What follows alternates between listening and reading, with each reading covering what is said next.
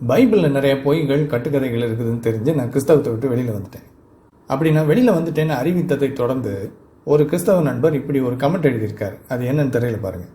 அவர் சொல்கிறார், நீங்கள் கிறிஸ்தவத்தை விட்டு வெளியேறுவதற்கு பைபிளில் 1 தீமோத்தேயு 4:1 சொல்கிறது, ஆகிலும் ஆவியானவர் வெளிப்படையாய் சொல்லுகிறபடி பிற்காலங்களிலே மனசாட்சியில் சூடுண்ட பொய்யருடைய மாயத்தினாலே சிலர் வஞ்சிக்கிற ஆவிகளுக்கும் பிசாசுகளின் உபதேசங்களுக்கும் செவி கொடுத்து விசுவாசத்தை விட்டு விலகி போவார்கள்.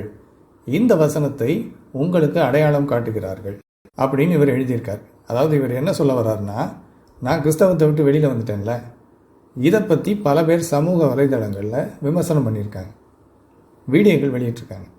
அவங்க எல்லாம் என்ன சொல்கிறாங்கன்னா, இந்த மாதிரி கிறிஸ்தவத்தை விட்டு சிலர் வெளியில் போவாங்க, விசுவாசத்தை விட்டு விலகி போவாங்க, பிற்காலங்களில் இப்படியெல்லாம் நடக்கும். அதாவது கடைசி காலங்களில் இப்படியெல்லாம் பொய்யருடைய மாயத்தினாலே சிலர் வஞ்சிக்கிற ஆவிகளுக்கும் பிசாசின் உபதேசங்களுக்கும் செவி கொடுத்து விசுவாசத்தை விட்டு விலகி போவாங்க. கடைசி நாட்களில் பிற்காலங்களில் இப்படியெல்லாம் நடக்கும்னு பைபிளில் சொல்லப்பட்டிருக்கு. அந்த மாதிரி தான் இந்த லெனின் இப்போ போயிட்டார், பிசாசின் உபதேசத்துக்கு செவி கொடுத்து. அதனால் இப்படி இவர் போயிட்டார, 20 வருஷம் கிறிஸ்தவராக இருந்தவர், போதகராக இருந்தவர், அது 7 வருஷம் தமிழ் பைபிள் மினிஸ்ட்ரின்னு ஒரு சேனல் வச்சு நடத்தியிருக்கார். அவ்வளோ பெரிய போதகராக இருந்து பைபிளை அருமையாக போதிச்சுக்கிட்டு இருந்த இவர் கிறிஸ்தவத்தை விட்டு போயிட்டாரேன்னு சொல்லி நீங்களாம் கலங்காதீங்க, இப்படியெல்லாம் போவாங்கன்னு பைபிளில் ஏற்கனவே எழுதியிருக்கு, பைபிளில் எழுதியிருக்கிறபடி நடந்திருக்கு. அப்போ பைபிள் உண்மையை சொல்லியிருக்கு, அன்னைக்கே தீர்க்க தரிசனம் நிறைவேறியிருக்கு அப்படின்னு சிலர் சொல்லிக்கிட்டு இருக்கிறாங்க. என்னை பற்றி வீடியோ வெளியிட்டிருக்கிறாங்க, சமூக வலைதளங்களில் என்னை பற்றி இப்படிலாம் எழுதிக்கிட்டு இருக்கிறாங்க. இதை தான் இவர் சொல்கிறார். இந்த வசனத்தை சுட்டி காட்டி அடையாளமாக வச்சு நீங்கள் போனதுக்கு விளக்கம் கொடுக்குறாங்களே அப்படின்னு கேட்குறார். அப்போது இதை பார்க்கும்போது ஒரு ஆச்சரியமாக இருக்கு இல்லையா? எவ்வளோ அற்புதமாக 2000 வருஷத்துக்கு முன்னால் பைபிள் வந்து இன்றைக்கி நான் கிறிஸ்தவத்தை விட்டு போவேன் அப்படின்னு சொல்லி தீர்க்க தரிசனம் சொல்லியிருக்கு. அது கரெக்டாக நிறைவேறுது. அப்போ பைபிள் தேவனுடைய வார்த்தை தானே அப்படின்னு சொல்லி நமக்கு ஆச்சரியமாக இருக்கும். அதைத்தான் இந்த போதகர்கள் சொல்கிறாங்க. பைபிள் இப்படி தீர்க்க தரிசனம் சொல்லியிருக்கு, சொன்ன மாதிரி இப்போ நடக்குது. கிறிஸ்தவத்தை விட்டு போகிறாங்க, பைபிளை போதிச்சுக்கிட்டு இருந்தவங்க போகிறாங்க என்ன மாதிரி. அப்படின்னா பைபிள் துல்லியமாக தீர்க்க தரிசனம் சொல்லுது, இப்படியெல்லாம் கடைசி காலங்களில் போவாங்க. அப்படி இன்றைக்கி நடந்துக்கிட்டு இருக்கு. இதுதான் அவங்களுடைய லாஜிக். ஆனால் உண்மை என்ன தெரியுமா? இப்போ நம்ம வாசிச்சோமே அந்த வசனம் 1 தீமோத்தேயு 4:1 அது எதிர்காலத்தில் இப்படி நடக்கும் என்று சொல்லப்பட்ட ஒரு தீர்க்க தரிசனம் அல்ல. இப்போ இவங்க அப்படி தானே சொல்லிக்கிட்டு இருக்கிறாங்க, 2000 வருஷங்களுக்கு முன்னால் பைபிளில் சொல்லப்பட்டிருக்கிற தீர்க்க தரிசனம் இன்றைக்கி நிறைவேறுது அப்படின்னு. ஆனால் 2000 வருஷங்களுக்கு முன்னால் பைபிளில் இது தீர்க்க தரிசனமாக சொல்லப்படல. அன்னைக்கு இந்த பைபிள் வசனத்தை எழுதுனாங்களே, அன்னைக்கு கிறிஸ்தவத்தை விட்டு ஜனங்கள் போயிட்டு இருந்தாங்க. அப்போது சபைக்குள்ளே இருந்தவங்களுக்கு குழப்பம் வந்திருக்கு, என்ன இவங்கெல்லாம் போகிறாங்களே, இது உண்மை இல்லை அப்படின்னு சொல்லிட்டு அப்படின்னு அவங்க குழம்பும்போது உள்ளே இருக்கிற அந்த கிறிஸ்தவங்களை தக்க வச்சுக்கிறதுக்காக அன்னைக்கு இந்த மாதிரி எழுதி வச்சுருக்கிறாங்க. பிற்காலத்தில் இப்படி சபையை விட்டு கிறிஸ்தவத்தை விட்டு விசுவாசத்தை விட்டு வெளியில் போவாங்க அப்படின்னு ஆவியானவர் சொல்கிறார் அப்படின்னு அன்னைக்கு இருந்த ஒரு பிரச்சனையை சமாளிக்கிறதுக்கு எழுதப்பட்ட ஒரு சாக்குப்போக்கு இது. 2000 வருஷம் கழித்து இப்படி நடக்கும்னு அவர் எழுதலை, இந்த வசனத்தை எழுதினவர். சரியா? அப்போது கிறிஸ்தவத்தில் ஆரம்பத்திலே இந்த பிரச்சனை இருந்திருக்கு, சபையை விட்டு மக்கள் போயிட்டு இருந்திருக்கிறாங்க. அப்போ கிறிஸ்தவத்தை காப்பாற்றுறதுக்காக எழுதப்பட்ட ஒரு பொய் இது. கிறிஸ்தவத்தை விட்டு யாராவது போனாங்க அப்படின்னா கிறிஸ்தவத்துக்குள்ளே பிரச்சனை இருக்குன்னு அர்த்தம். அந்த பிரச்சனை என்ன அப்படின்னு சொல்லி ஜனங்கள் கண்டுபிடிச்சிடக்கூடாதுங்கிறதுக்காக யாராவது கிறிஸ்தவத்தை விட்டு போனால் அதுக்கு உண்மையான காரணம் என்ன அப்படின்னு சொல்லி ஜனங்களை யோசிக்கவே விடாமல் பண்ணுறதுக்காக ஆவியானவர் இப்படிலாம் சொல்லியிருக்கார், கடைசி காலங்களில் இப்படியெல்லாம் போவாங்க அப்படின்னு.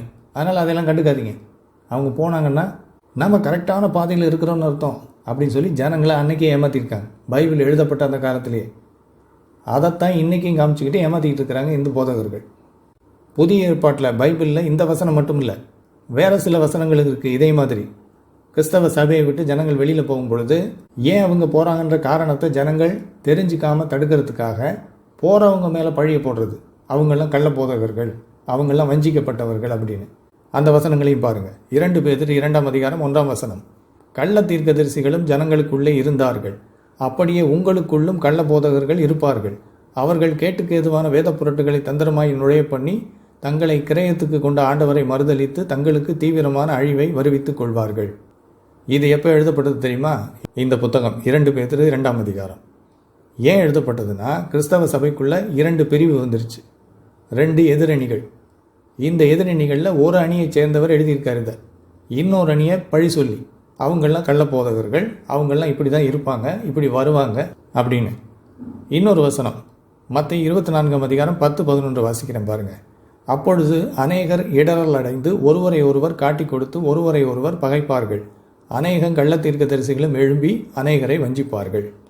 மத்தேயு 24 அதிகாரத்தில் இயேசு கிறிஸ்து கடைசி காலத்தை குறித்து சொன்ன தீர்க்க தரிசனமாக இது எழுதப்பட்டிருக்கு. ஆனால் இதை எப்போ எழுதுனாங்க தெரியுமா? 70ஆம் ஆண்டு, 1ஆம் நூற்றாண்டில் 70ஆம் ஆண்டு யூத தேவாலயம் இடிக்கப்பட்டதற்கு பிறகு. அந்த சமயத்தில் கிறிஸ்தவத்தில் ஏகப்பட்ட பிரச்சனைகள் இருந்தது. அந்த பிரச்சனையை சமாளிக்கிறதுக்காக எழுதப்பட்டது இது. இயேசு சொன்னதாக பிற்காலத்தில் எழுதி வச்சிருக்கிறாங்க. அப்படி எழுதிட்டு இயேசு வருங்காலங்களில் இப்படிலாம் நடக்கும்னு சொல்லி தீர்க்க தரிசனமாக சொல்லியிருக்கார் அப்படின்னு சொல்லி ஏமாற்றிக்கிட்டு இருக்கிறாங்க. இது தீர்க்க தரிசனமாக சொல்லப்பட்ட வார்த்தை இல்லை. பிரச்சனைகள் எல்லாம் வந்ததுக்கு பிறகு இப்படியெல்லாம் பிரச்சனைகள் வரும்னு ஏற்கனவே இயேசு சொல்லியிருக்காருன்னு அதுக்கப்புறமா எழுதி வச்சிருக்காங்க. இந்த மாதிரி தான் பைபிளில் பல வசனங்கள் ஒரு காரியம் நடந்ததுக்கு அப்புறமா அந்த காரியம் ஏற்கனவே நடக்கும்னு தீர்க்க தரிசனம் சொல்லப்பட்டதாக பின்னால் போய் எழுதி வைக்கிறது. எழுதிட்டு தீர்க்க தரிசனம் நிறைவேறிடுச்சு அப்படின்னு சொல்லி இன்னொரு பொய்யும் சொல்கிறது. அன்னைக்கும் இப்படி பண்ணியிருக்காங்க, இன்றைக்கி அப்படி பண்ணிகிட்டு இருக்காங்க.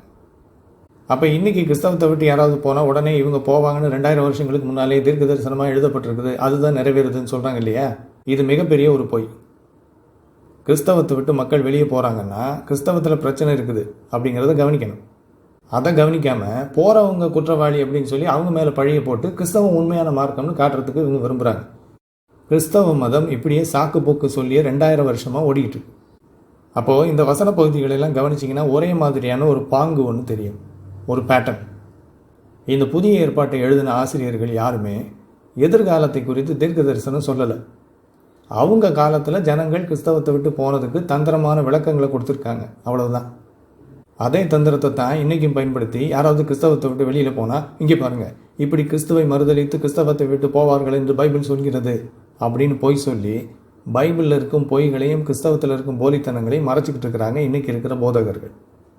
உண்மையிலே இவங்க தான் கள்ள போதகர்கள். யாராவது கிறிஸ்தவத்தை விட்டு வெளியில் போனால் போகிறவங்கள கள்ள போதகர்கள்னு சொல்கிறாங்கல்ல, இப்படி சொல்கிற இவங்க தான் கள்ள போதகர்கள். ஏன்னா உள்ளே இருக்கிறவங்கள, கிறிஸ்தவத்தில் இருக்கிறவங்கள தக்க வச்சுக்கிறதுக்காக இந்த வசனங்களை காட்டி ஏமாத்துறாங்க. பைபிள் இருக்கிற அந்த வசனம் எந்த காலகட்டத்தை குறித்தது அப்படிங்கிறத மறைச்சு அது எதை 2000 வருஷம் கழித்து நடக்க போகிற ஒன்றை பற்றி பேசுகிற மாதிரி இவங்க சொல்லி ஏமாற்றிக்கிட்டு இருக்கிறாங்க. இதில் என்ன பெரிய வேடிக்கை தெரியுமா? பைபிளில் எப்படி கிறிஸ்தவத்தை விட்டு பலர் போவாங்கன்னு எழுதப்பட்டிருக்குதோ அதே போல் குரான்லேயும் இஸ்லாமை விட்டு கடைசி காலத்தில் பலர் போவாங்கன்னு சொல்லப்பட்டிருக்கு. அப்போது எப்போவெல்லாம் முஸ்லீம்கள் யாராவது இஸ்லாம் போய் அப்படின்னு சொல்லி வெளியேறாங்களோ அப்போவெல்லாம் முஸ்லீம் போதகர்கள் உடனே அந்த வசனங்களை காமிச்சு இதை இவங்க இப்படியெல்லாம் இஸ்லாமை மறுதலித்து போவாங்கன்னு அன்றைக்கே அல்லாஹ் சொல்லியிருக்கார், அல்லாஹ் சொன்னபடி அப்படியே இன்றைக்கி நடந்துக்கிட்டு இருக்குன்னு பெதட்டிக்கிட்டு இருக்கிறாங்க அவங்களும். அப்போது குரானில் எழுதியிருக்கு இல்லையா, கடைசி காலத்தில் இப்படியெல்லாம் இஸ்லாமை விட்டு ஜனங்கள் போவாங்க அப்படின்னு. அதே மாதிரி இஸ்லாமை விட்டு போகிறாங்க. அப்போ அல்லாஹ் சொன்னபடி நடக்குது, அதனால் அல்லாஹ் தான் கடவுள், குரான் இறைவனின் வார்த்தை, இஸ்லாம் தான் உண்மையான இறை வழி அப்படின்னு நம்ம எடுத்துக்கலாமா? எடுத்துக்க முடியாதுல்ல. அதே மாதிரி பலர் கிறிஸ்தவத்தை விட்டு போவாங்கன்னு பைபிளில் எழுதப்பட்டிருக்கிறத வச்சு கிறிஸ்தவம் உண்மையான இறை வழி, பைபிள் கரெக்டாக தீர்க்க தரிசனம் சொல்லியிருக்கு அப்படின்னு சொல்லி நாம் எடுத்துக்க முடியாது. இன்னும் சொல்லப்போனால் கிறிஸ்தவத்தை விட்டு அன்னைக்கே பலர் வெளியேறி இருக்கிறாங்க. அப்போவே அதை சமாளிக்கிறதுக்கு கடைசி காலத்தில் இப்படியெல்லாம் நடக்கும்னு பொய்யா சாக்கு போக்குகள் சொல்லிக்கிட்டு இருந்துருக்குறாங்க அவங்க. அப்போ இப்படியெல்லாம் சமாளிக்கிறது கிறிஸ்தவ போதகர்களுக்கு புதுசு இல்லை. 2000 வருஷமாக இப்படி தான் நடந்துக்கிட்டு இருக்கு. பைபிள் எழுதின ஆசிரியர்களும் இப்படி தான் சாக்கு போக்குகள் எழுதி வச்சுருக்காங்க. இதில் இன்னும் பெரிய வேடிக்கை என்னென்னா, பைபிள் எழுதப்பட்ட அந்த காலகட்டத்தை தான் பைபிளின் ஆசிரியர்கள் பிற்காலங்கள், கடைசி காலம் அப்படின்னு குறிப்பிட்டிருக்காங்க. 2000 வருஷம் கழித்து இப்போ வாழ்ந்துகிட்டு இருக்கோமே, இந்த காலகட்டத்தை பற்றி அவங்க எதுவுமே சொல்லலை. ஏன்னா அவங்க அன்றைக்கே உலகத்தின் முடிவு வந்துடும் எதிர்பார்த்தாங்க. அன்னைக்கே இயேசு திரும்ப வருவார்னு காத்திருந்தாங்க. ஆனால் எதுவும் நடக்கலை. கடைசி காலத்தை குறித்து பைபிளில் சொல்லப்பட்டுள்ள அத்தனை தீர்க்க தரிசனங்களும் பொய்யாயிடுச்சு. ஆனால் அதை மறைச்சு அன்னையிலிருந்து இன்னைக்கு வரைக்கும் இதுதான் கடைசி காலம், இயேசு இனிமேல் வரப்போகிறாருன்னு 2000 வருஷமாக பொய் சொல்லி ஏமாற்றிக்கிட்டு இருக்கிறாங்க.